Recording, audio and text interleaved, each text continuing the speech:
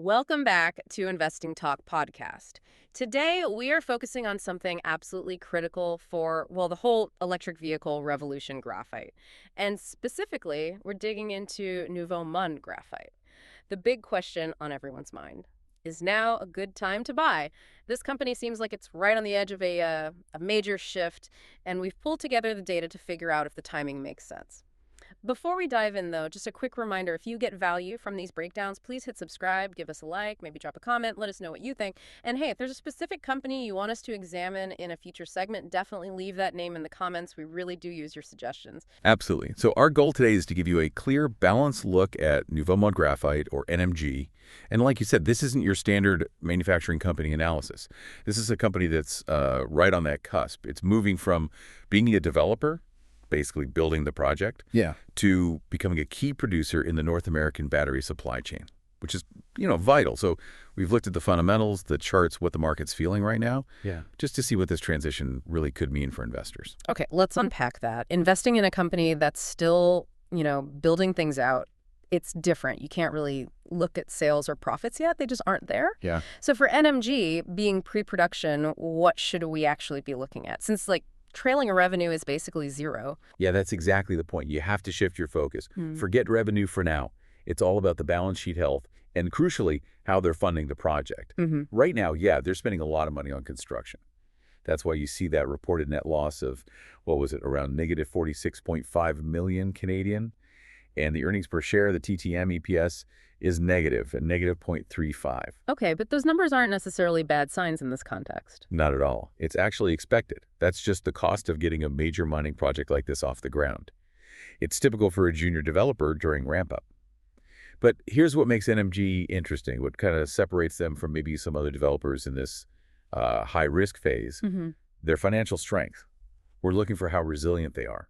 And their near-term liquidity looks pretty impressive. Their cash ratio, both current and quick, is 1.70. 1.7. So they have over 70 cents in ready cash for every dollar of short-term bills. Exactly. And that's well above the average for junior miners. It basically signals they have enough accessible cash to handle their immediate obligations comfortably. That's good breathing room. But what really jumped out at me from the sources was the debt situation. Can you break that down simply? Yeah, that's probably the cornerstone of their financial stability right now, the debt-to-equity ratio. It's tiny, almost nothing. It sits at 0.01. 0.01. Seriously? Seriously. So in simple terms, they have practically zero long-term debt compared to the capital invested in the company. That's not just good. It's a massive advantage. It gives them huge flexibility if things take longer or costs creep up. Plus, it puts them in a much stronger position when they go to negotiate the final big chunk of debt needed for the project. This financial footing, it's really the foundation supporting the whole investment idea here. That low debt definitely helps cushion against things going wrong. Okay, let's shift to the actual thing they're building. What makes their graphite deposit so valuable in this, global scramble for EV materials? Right. It comes down to a few key things. Where it is, how big it is, and their plan for it. That's their moat, their competitive edge. NMG owns 100% of the Matawini graphite deposit. It's in Quebec, Canada. Which is huge, being in North America. Exactly. Strategic location. And it's big. It's among the largest confirmed graphite deposits on the continent. We're talking over 9,000 hectares. But, the real value isn't just having the raw graphite. It's their whole strategy, vertical integration. They don't just want to dig it up and ship it off. The whole plan is to process it right there, turning it into high-value, battery-grade anode material. So keeping more of the profit margin in-house. Precisely. They capture more of the value chain, plus they get tighter quality control, which battery makers and car companies absolutely demand. And you can't ignore the green angle either, right? That seems almost essential now to land the big contracts. Oh, absolutely critical. Yeah. Their vision includes developing an all-electric mine. That commitment to sustainability is a massive differentiator. Think about it. Automakers are under immense pressure to show their entire supply chain is getting cleaner, right down to the raw materials. NMG's approach makes them potentially one of the most attractive suppliers for North American and European EV manufacturers who care about that ESG aspect. Okay, so that sets them up well for the long run. But for someone looking to invest now, they're betting on that turning point, right? That jump from spending money to making money. When do analysts think that pivot might actually happen, and what are the key steps before then? Well, the window seems to be getting closer. The general consensus from analysts is that we should see that sharp turn revenue and hopefully profit inflection once Mattawini hits commercial production. And the timeline they're pointing to is potentially within the next 6 to 12 months. 6 to 12 months. Okay, that feels pretty near term. That's kind of the countdown clock then. That's the countdown clock to a potential stock re-rating, yes. But what signs do we have that they're actually on track? Big projects like this are sort of notorious for delays. Fair point. But they are showing some concrete steps forward and getting some significant buy-in from big investors. Right now, they're moving towards what's called the Final Investment Decision, or FID. That's for both the Mattawini mine itself and the Bécancour battery material plant. The FID is that key moment, the point of no return almost, where they commit the really big capital for full construction and production. So that FID is the next major hurdle. It's the major hurdle. Yeah. And we're also seeing a lot of confidence from, let's say, smart money. Institutions own 41.09% of the shares. 41%. That's a pretty big chunk already held by institutions. It is. And that level of ownership usually signals confidence that the project will get done. Plus, they recently reported a healthy cash position, around $73.5 million. And maybe most importantly, they've secured letters of interest for over US $1 billion in debt financing. That suggests they have the financial path cleared to actually reach that FID point. Let me push back on that 41% institutional ownership, though. If the big players are already in that deep, does that mean maybe the easy money, the big upward move, has already happened? Or are we just late to the party? That's a really good question, and it's something you always have to consider. Yes, institutions have definitely taken positions, but their ultimate payoff and the full valuation really depends on NMG successfully crossing that FID line and actually starting commercial operations. That hasn't happened yet. The big potential re-rating comes when they shift from being a promise, a development story, to being a reality, a producing company. So you could argue we're buying into that transition risk premium right now. If they execute successfully, that risk premium should shrink, which could push the valuation higher. Okay, that makes sense. You're buying the de-risking event itself. All right, let's switch tracks a bit and look at the technicals. The fundamentals suggest they've got the foundation. But are the stock charts showing that investors are starting to believe it? Is the momentum actually favorable for getting in now? The technical picture does suggest some bullish momentum is building, actually. The current price is hovering around $3.34 USD. And what we've seen over the last 3 months is a pattern of bullish higher lows. Higher lows, meaning when it dips, it doesn't dip as far as the last time. Exactly. Each pullback finds support at a higher level than the previous one. That's generally seen as confirmation of an underlying uptrend. And supporting that idea, the current price is comfortably above both key moving averages. It's above the 50-day simple moving average, which is around $2.19, and it's also above the longer-term 200-day SMA, sitting down at the $1.88.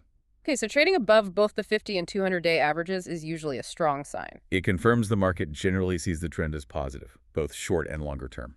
What about the internal heat of the stock? Is it looking overbought, like it's run up too fast and might pull back hard? Or is there still room? That's where we look at indicators like the RSI, the Relative Strength Index. The 14-day RSI is currently at 52.46. 52.46. So that's pretty much right in the middle, isn't it? Not overbought, not oversold. Exactly. It's healthy. It's not flashing warning signs of being overheated, nor is it showing extreme weakness. It suggests there's potentially room for appreciation without needing an immediate cool down. Okay, let's talk market sentiment and what the analysts are saying. Because this is where the source data threw me a bit of a curveball.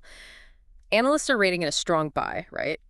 But then the 12-month price target listed is $2.58. That's actually below where the stock is trading now, around $3.34. How does that make sense? Yeah, that's a super common point of confusion, especially with stocks moving quickly or undergoing a major transition like NMG. You're right, that specific price target of $2.58, which would imply upside from some previous lower price, is almost certainly stale, outdated. So the target hasn't caught up with the recent stock movement? Exactly. Those targets often get set after a big event, like a financing, or before a recent price surge, and they don't always get updated instantly. The real takeaway here is the rating itself. The consensus from the two analysts covering it is clearly strong buy. So despite that weird price target number, their fundamental view is that the company is undervalued, especially considering the potential catalysts coming up. Okay, focus on the rating, not the number. Makes sense. And the market seems to agree with that positive sentiment. We saw a huge 200% spike in trading volume back on October 10th. The stock hit $3.74 that day. That signals renewed, strong interest, Even the quantitative models are positive. The Danilfin AI gives it a 7 out of 10 FIA rating, suggesting something like a 57% chance of outperforming the market over the next 3 months. A lot of signals pointing bullish then. Institutions, analysts, volume, even the quants. Okay, let's look forward. What are the key events or catalysts coming up that could really drive this stock? This is where the potential excitement lies. Yeah, the near-term picture has some potentially explosive catalysts, and some of them are tied into those bigger geopolitical things we touched on. First, you have the scheduled stuff. The Q3 2025 earnings report is due around October 18th. Even with no real revenue yet, people will watch that closely. Oh yeah, they'll be scrutinizing the cash burn rate, any updates on project timelines, management commentary. This still matters. Then there's potential index action. NMG might be included in a clean energy ETF rebalancing scheduled around November 30th. That could drive some buying. But honestly, the speculative buzz is probably the most potent potential driver right now. You mentioned geopolitics. Let's connect the dots there.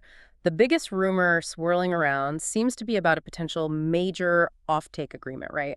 With a car maker. Why is that so likely now? It really comes down to strategic necessity for the automakers.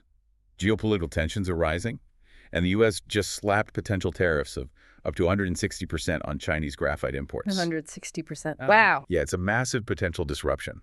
And it basically forces automakers, the OEMs, to scramble and lock down secure, reliable domestic graphite supply, preferably clean supply.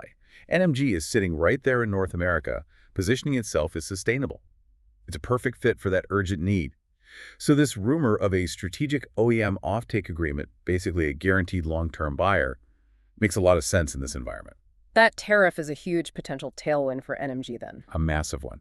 And that same pressure, that need for secure North American resources, also fuels the talk about potential government subsidies or grants, either from Canada or the U.S.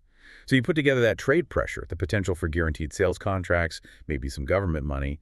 It makes the idea of an accelerated final investment decision, FID, seem much more plausible in the near term. Okay, we've laid out a pretty compelling, optimistic case based on the sources, but we absolutely have to talk about the risks. What could go wrong? What could derail this whole story? Number one risk, always, with any company building a big project like this, is project execution. Delays are common. Costs can run higher than expected. There could be unforeseen permitting hurdles. Any of those could be a major setback. If they miss that 6 to 12-month window for starting commercial production by a significant margin, that whole re-rating thesis gets shaky. Makes sense. What else? Second, funding. Even with those strong letters of interest for debt, building something this big is expensive. They might still need to raise more capital down the line, and that usually means issuing more shares, which leads to the risk of dilution for existing shareholders. Your piece of the pie gets smaller. Right, dilution is always a risk with companies needing capital. But going back to what you said earlier about their finances, does that super low debt help mitigate some of this? It definitely provides a cushion, yes. Because their debt to equity is so low, that 0.01 number, they aren't as vulnerable to, say, sudden spikes in interest rates or big economic downturns as a company already loaded with debt might be. So while they still face the normal risks of graphite prices fluctuating, that's standard market risk, their strong balance sheet gives them more resilience to weather storms while they finish construction. So pulling it all together from our review of the sources, we'd assign Nouveau Monde Graphite an 8.5 out of 10 overall bullish rating. 8.5 out of 10. Pretty strong. Yeah. The reasoning is pretty solid, we think. You've got a rare North American player focused purely on battery-grade graphite. They hold a high-quality, large, sustainable asset. They've got that fortress balance sheet we talked about, and they're right on the verge of that crucial transition from development to actual cash flow. Add in the positive technical signals and these, frankly, unprecedented geopolitical tailwinds. It looks compelling. That does paint a strong picture. So for a listener thinking about this, what kind of investment time frame does this analysis suggest? Is it a quick trade or a long hold? The thesis seems potentially attractive on a couple of different time horizons, actually. There's definitely a short-term angle. Trying to capture potential upside from these near-term catalysts, the earnings report, the ETF inclusion, maybe a big announcement on an offtake deal or the FID, that's all potentially in the next quarter or two. But there's also a compelling case for a longer-term holding. If they successfully become a cash-flowing producer, they could benefit from industry consolidation down the road and obviously from the massive secular growth trend in electric vehicles. And maybe here's the final thought, the really provocative question to leave you with. Given all this rising geopolitical tension, especially those huge potential U.S. tariffs on Chinese graphite, Just how fast will the big automakers in North America and Europe move to lock up guaranteed long-term supply from companies like NMG? And what kind of price premium, what valuation premium are they willing to pay for that security of supply? Because that strategic urgency, driven by global politics, could be the biggest factor driving the long-term value here. It makes NMG more than just another mining stock. That's a great point to ponder, the value of security in an insecure world. Excellent analysis. Thanks for walking us through all that material. And to you, our listener, thanks so much for tuning in. We hope this exploration of the sources helps you in your own research and decision making. We'll see you next time on Investing Talk Podcast.